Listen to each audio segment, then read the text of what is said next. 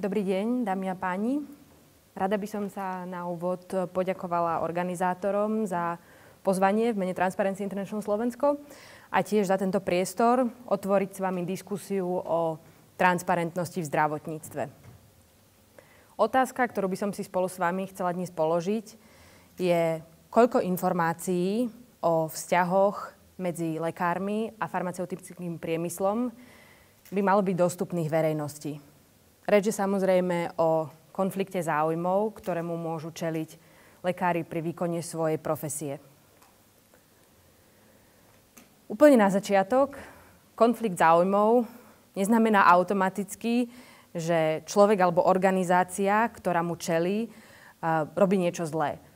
Konflikt záujmov je situácia, kedy sú v záujme človeka dve rôzne veci, dve alebo viac vecí, a jeden z týchto záujmov môže mať negatívny vplyv na ten druhý.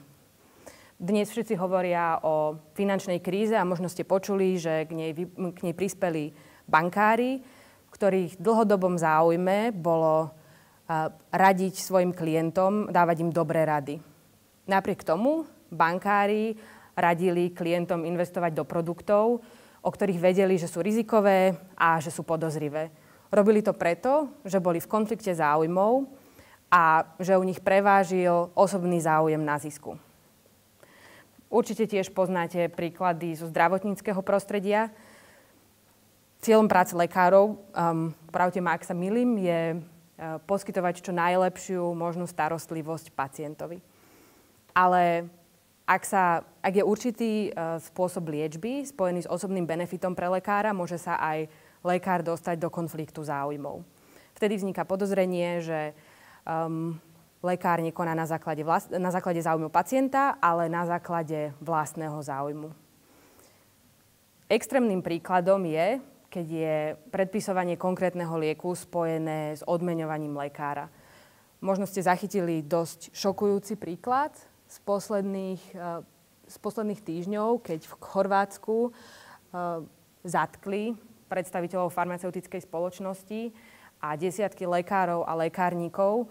Údajne dnes vyšetrujú až 350 lekárov, ktorí sú podozriví z toho, že brali úplatky za predpisovanie konkrétnych liekov. Alebo ste možno v lete zachytili správu o tom, že Pfizer musel zaplatiť miliardovú pokutu za takéto motivovanie lekárov. Bolo to motivovanie lekárov pred niekoľkými rokmi a po celom svete, okrem iného však aj v Českej republike. Zistilo sa, že spoločnosť lekárom platila rekreácie a zahraničné cesty s cieľom ovplyvniť to, aké lieky predpisujú.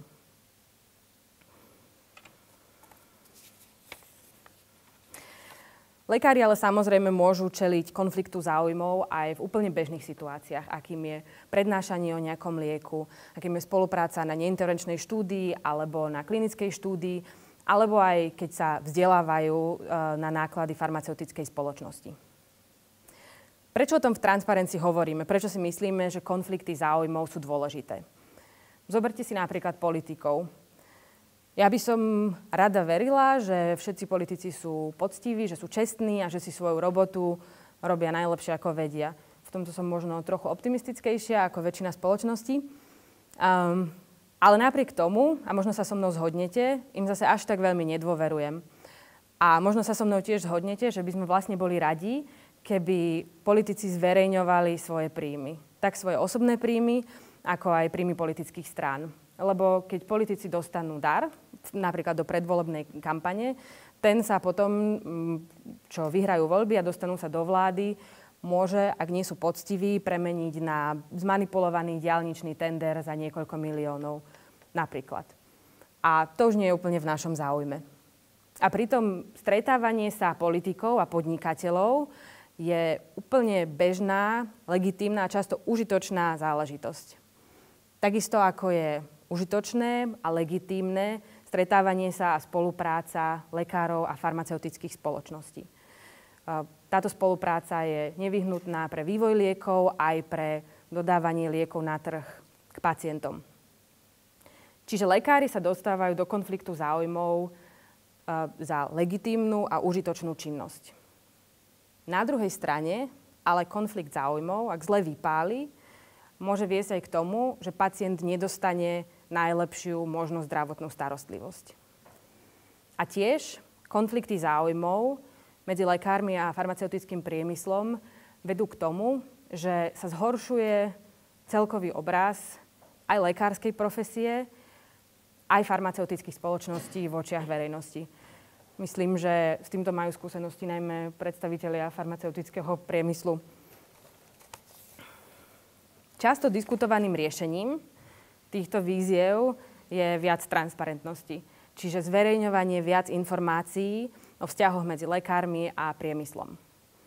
Čo možno dosiahnuť zverejňovaním viacerých informácií? Najprv, čo nemožno dosiahnuť. Čo nemožno dosiahnuť je odstránenie konfliktu záujmov. Lebo koniec koncov, tie situácie, z ktorých ten konflikt záujmov často vyplýva, sú úplne legitímne a užitočné. Čo však ale možno dosiahnuť, sú minimálne 3 veci.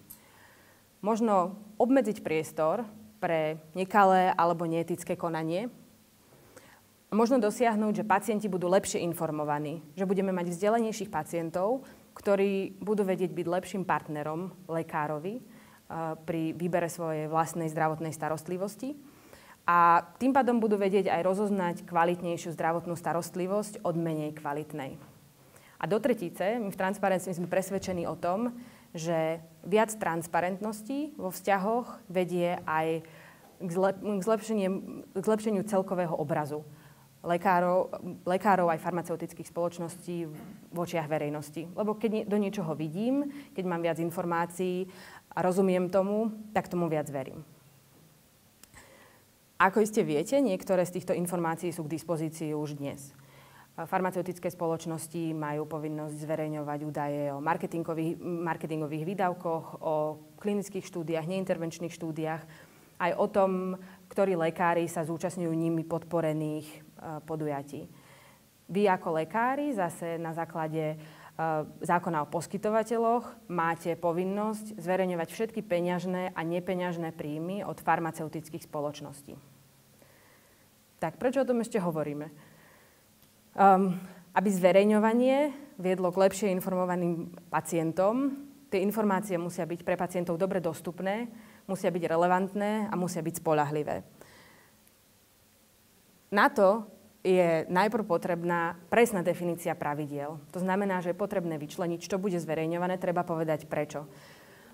Tie informácie by mali byť dostatočné. Po druhé, tie informácie musia byť dostupné. To znamená, že pacient musí byť schopný sa k tým informáciám dostať a vyhľadať ich, aby ich vedel použiť. Po tretie, tie informácie musia byť kontrolované a vyhodnocované. Pretože ak ich nikto nebude kontrolovať, je možné, že tam tie informácie ani vôbec nedostanú. Čo vedie k tomu 4. bodu.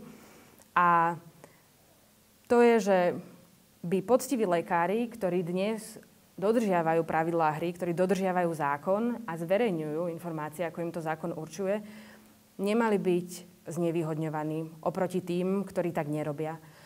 A preto tým, ktorí porušujú zákon a porušujú pravidlá, by zrejme mali hroziť nejaké sankcie.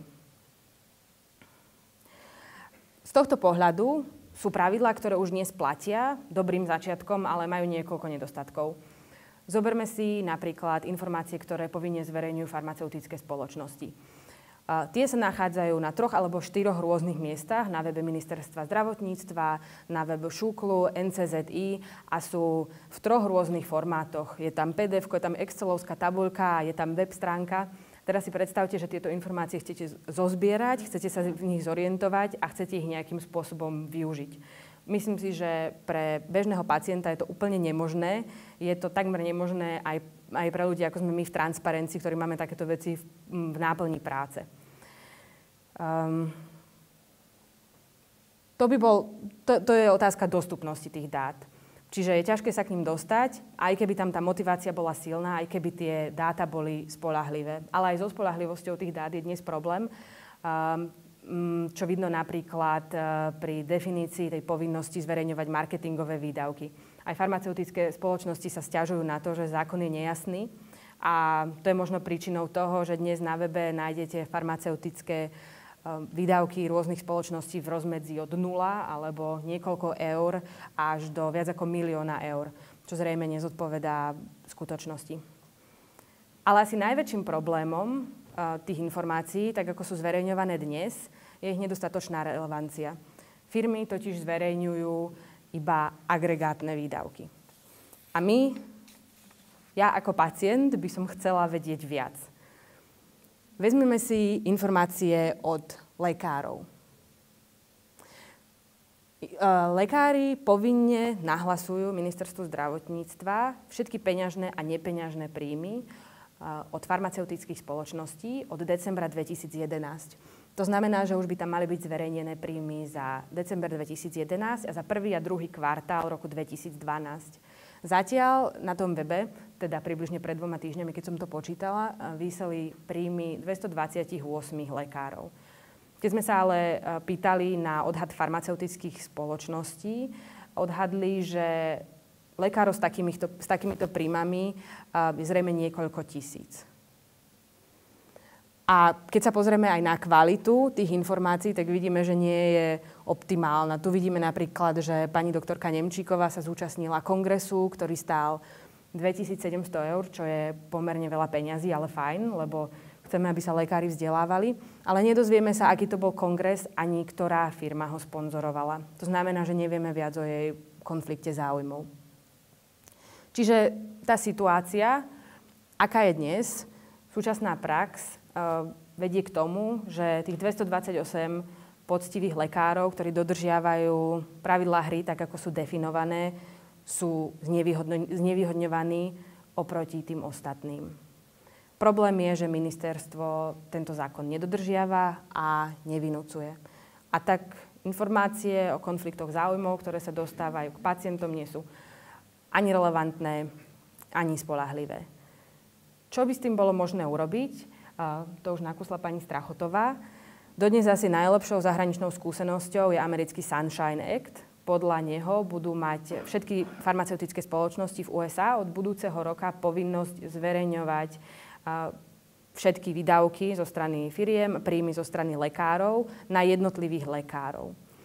Už dnes tieto informácie zverejňuje 12 firiem, niektoré po dohode, po predchádzajúcich zlyhaniach a iné iniciatívne. Čiže vidíte, že už dnes tieto informácie zverejňujú firmy ako Pfizer, Novartis alebo Glaxo. V praxi to vyzerá tak, že pacient môže prísť na túto web stránku, tam si podľa mena a adresy svojho lekára vyhľadá konkrétne informácie o ňom a zistí, či lekár je v konflikte záujmov. Tu napríklad vidíte, že doktor John Baluch z Columbusu v Ohiu má pravidelné 10-tisícové príjmy od Glaxa. To znamená, že jeho pacient pri návšteve svojho lekára, ak si tieto informácie vyhľadá, bude vedieť, že je tu potenciálny konflikt, bude sa lekára na to môcť spýtať, bude sa ho môcť spýtať na alternatívy liečby. Bude lepšie informovaný a bude v lepšej pozícii získať pre sebe najkvalitnejšiu zdravotnú starostlivosť. Čo by sme s tým chceli spraviť na Slovensku?